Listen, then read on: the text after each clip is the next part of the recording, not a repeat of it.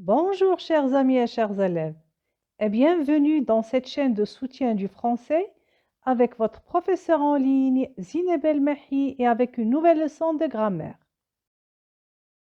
Aujourd'hui, nous allons découvrir ensemble les verbes d'action et les verbes d'état.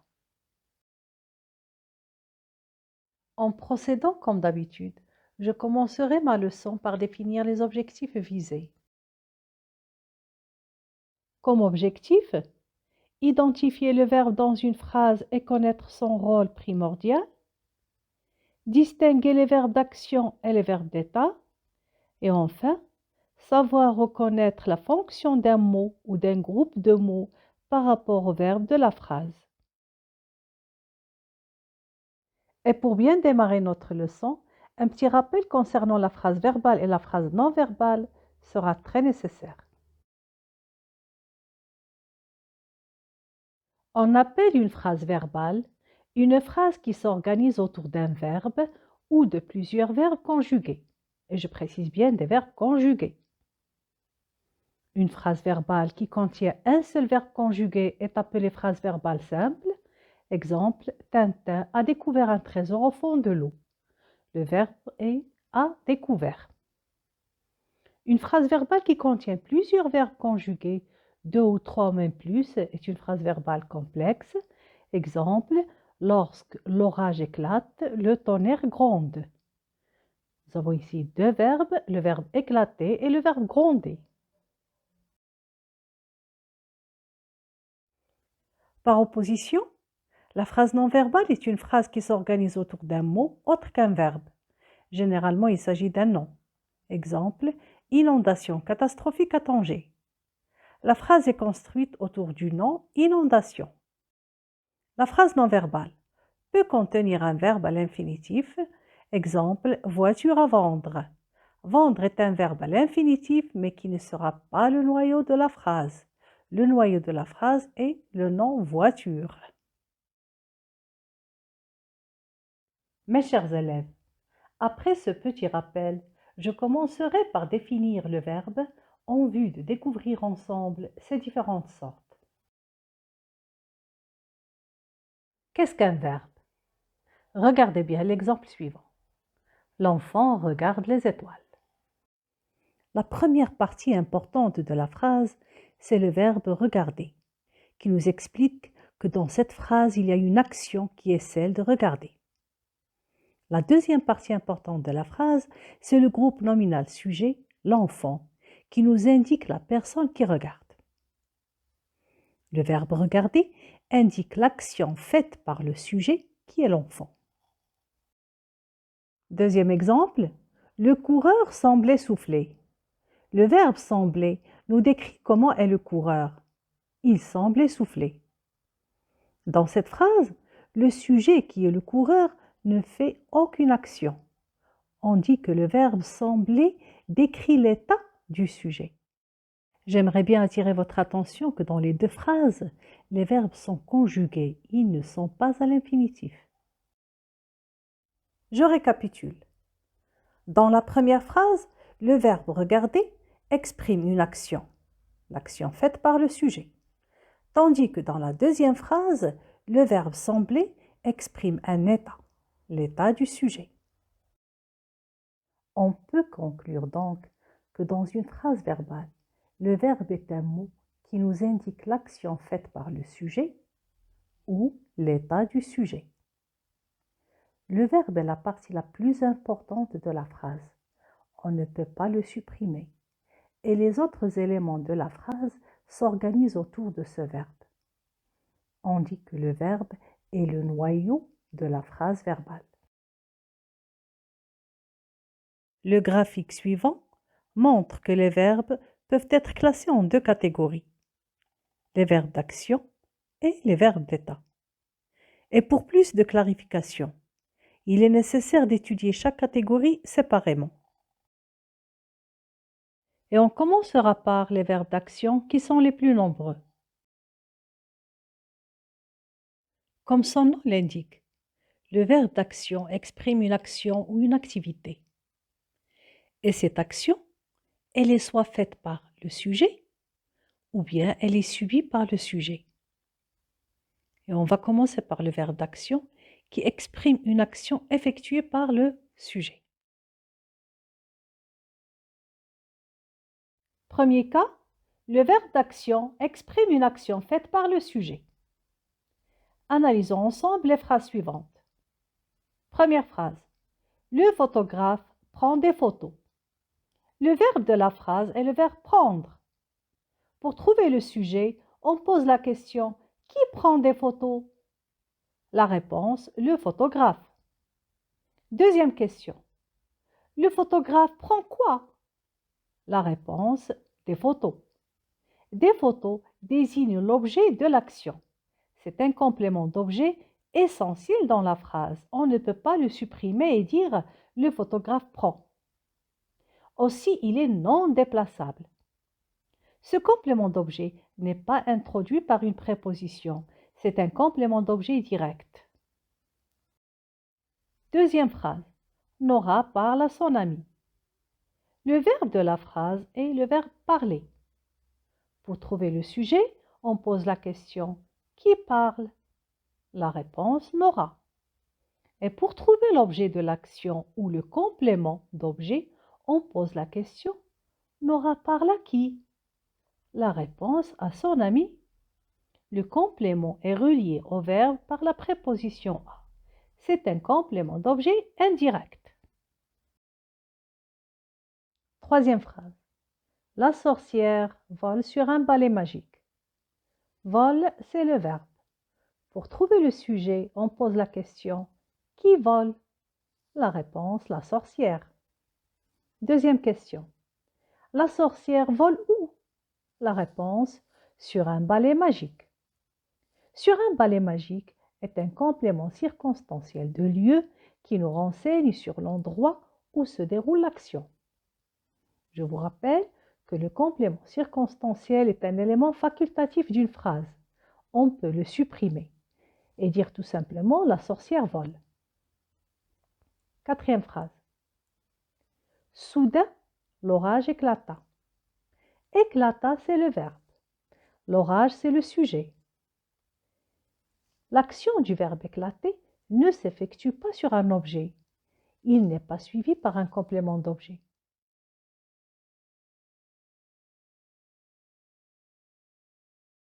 On passe maintenant au deuxième cas. Le verbe d'action exprime une action subie par le sujet. Première phrase. Le malade est ausculté par le médecin. Est ausculté, c'est le verbe. Pour trouver le sujet, on pose la question « Qui est ausculté ?» La réponse « Le malade ». Qui fait l'action d'ausculter? Eh bien, c'est le médecin. Et qui subit l'action d'ausculter? La réponse « Le malade ». Donc, le malade subit l'action du médecin. Le médecin qui fait l'action est appelé complément d'agent et il est introduit par la préposition par. Dans ce deuxième cas, le sujet ne fait pas l'action, mais il subit l'action faite par le complément d'agent. Deuxième phrase. La forêt a été incendiée. Le verbe a été incendié. La forêt, c'est le sujet. Et c'est la forêt qui subit l'action. Mais la forêt a été incendiée par qui? Eh bien, on ne sait pas. On ne sait pas qui a fait l'action. Donc, cette phrase ne présente pas de complément d'agent. Passons maintenant au verbe d'état.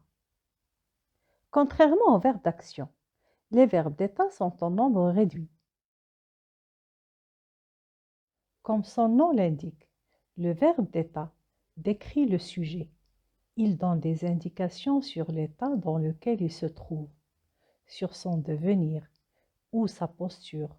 Il n'exprime aucune action, mais un état. Exemple, cette fille est violoniste. Le verbe d'état est le verbe être. Cette femme semble malade. Sembler, c'est le verbe d'état qu'on peut remplacer par le verbe être et dire cette femme est malade. Donc le verbe d'état est soit le verbe être, soit il peut être remplacé par le verbe être. Il faut savoir que le verbe d'état ne peut pas avoir de complément d'objet direct ou indirect, mais il introduit un attribut du sujet, c'est-à-dire il permet d'attribuer une qualité ou une propriété au sujet de la phrase. L'attribut du sujet peut avoir plusieurs natures. Il peut être un nom, comme dans la première phrase, cette fille est violoniste. Violoniste est un nom qui est séparé du sujet par un verbe d'état et qui donne une information sur ce sujet. Violoniste est donc un attribut du sujet. J'aimerais préciser qu'on ne peut pas supprimer l'attribut du sujet. On ne peut pas dire cette fille est. Dans le deuxième exemple, cette femme semble malade. Malade indique une qualité attribuée au sujet, donc c'est un adjectif qualificatif. Et puisqu'il est séparé du sujet par un verbe d'état, c'est un adjectif attribut du sujet, qui est essentiel dans la phrase. Dans les phrases suivantes, nous allons découvrir d'autres natures de l'attribut du sujet. Ce garçon a l'air de pleurer. A l'air, c'est une locution verbale d'état. De pleurer est l'attribut du sujet. C'est un groupe verbal à l'infinitif.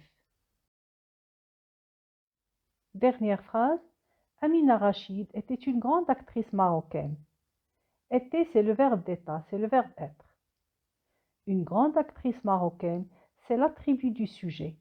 C'est un groupe nominal. L'attribut du sujet indique donc les caractéristiques du sujet et ne peut être supprimé sous peine de rendre la phrase incompréhensible. On ne peut pas dire « ce garçon a l'air » ni « Amina Rachid était ». Les principaux verbes d'état sont être, sembler, paraître, rester, devenir, demeurer, se montrer, se trouver, ainsi que les locutions verbales avoir l'air, passer pour. Le verbe d'état peut toujours être remplacé par le verbe être et il est suivi d'un attribut du sujet. Je tiens à répéter encore une fois que l'attribut du sujet est un élément essentiel de la phrase et ne peut pas être supprimé. Exemple, tu deviendras médecin plus tard. Nous resterons vigilants et attentifs. Je termine par une citation de l'écrivain britannique Ian Watson. La science demeure notre meilleur espoir. Retenons alors, le verbe est un mot qui exprime soit une action, soit un état du sujet. Ce graphique montre que les verbes peuvent être classés en deux catégories, des verbes d'action et des verbes d'état. Les verbes d'action sont les plus nombreux. Ils expriment une action faite par le sujet ou subie par le sujet. Mouna reçoit des invités. L'action est faite par Mouna. Les invités sont reçus par Mouna. L'action est subie par les invités.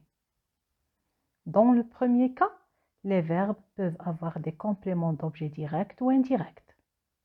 Et dans le deuxième cas, le verbe peut avoir un complément d'agent qui fait connaître l'auteur de l'action et il est introduit par une préposition. La deuxième catégorie est celle des verbes d'état, qui sont en nombre réduit. Ils expriment un état ou une manière d'être du sujet. Exemple, il deviendra un grand médecin. On peut remplacer deviendra par le verbe être.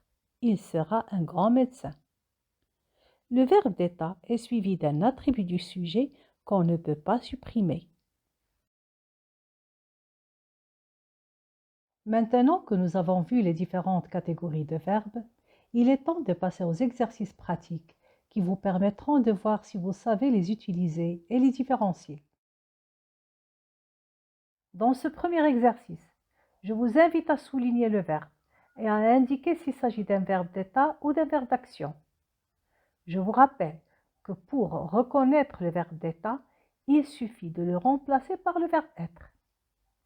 Commencez tout d'abord par bien lire les phrases et surtout n'hésitez pas à mettre en pause la vidéo pour prendre le temps de répondre.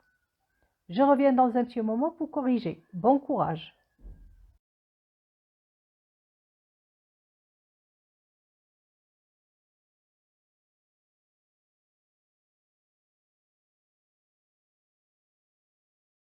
J'espère que vous avez terminé. On passe à la correction. Dans chaque phrase, on va souligner le verbe et on va le remplacer par le verbe être. Si le sens de la phrase ne change pas, le verbe est un verbe d'état.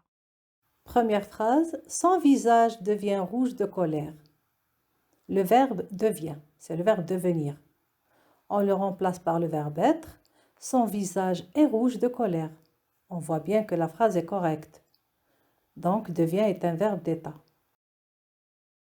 Deuxième phrase, Amel est rayonnante de joie. Et c'est le verbe. Le verbe être, c'est le verbe d'état par excellence. Troisième phrase, l'amandier fleurit en mars. Fleurit, c'est le verbe. On le remplace par le verbe être. L'amandier est en mars. La phrase n'a aucun sens. Donc, fleurit est un verbe d'action. Quatrième phrase, elle paraît satisfaite de son travail. Paraît, c'est le verbe. On le remplace par le verbe être.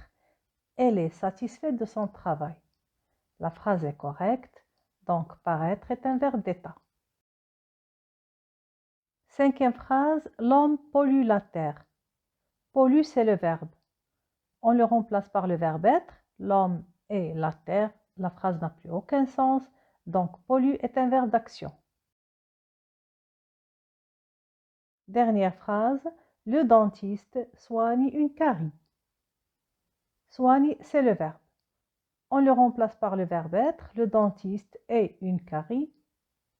La phrase n'a plus aucun sens, donc soigne est un verbe d'action.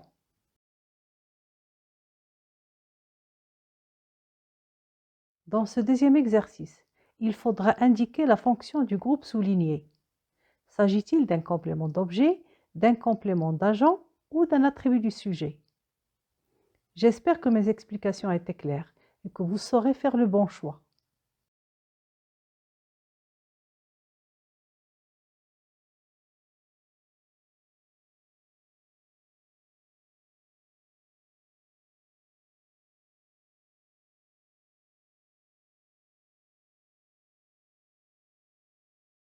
On passe à la correction.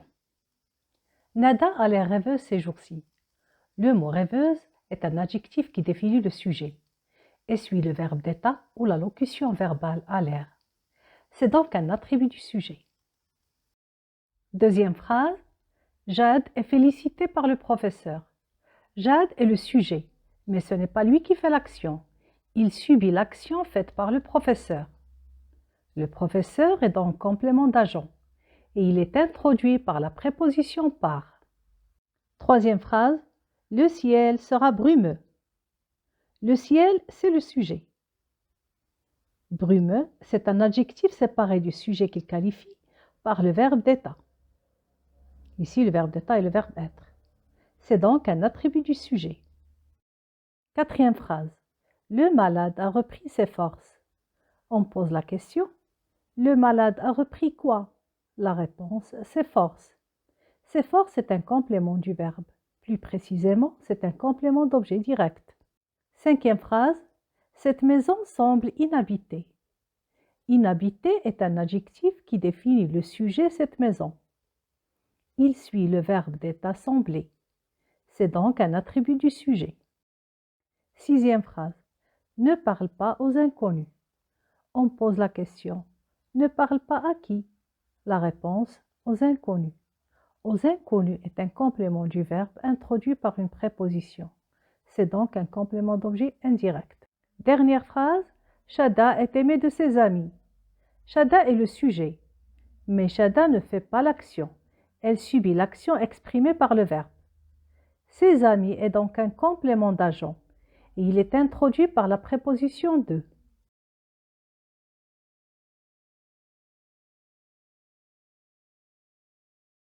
Chers amis et chers élèves, notre cours d'aujourd'hui est à présent terminé. Je tiens à vous remercier de votre fidélité et je vous donne rendez-vous prochainement pour découvrir une nouvelle leçon. N'oubliez pas que vous pouvez vous abonner à ma chaîne en cliquant sur le bouton rouge s'abonner. Et si vous cliquez sur la petite cloche, vous serez notifié à chaque fois que je poste une nouvelle vidéo. À très bientôt.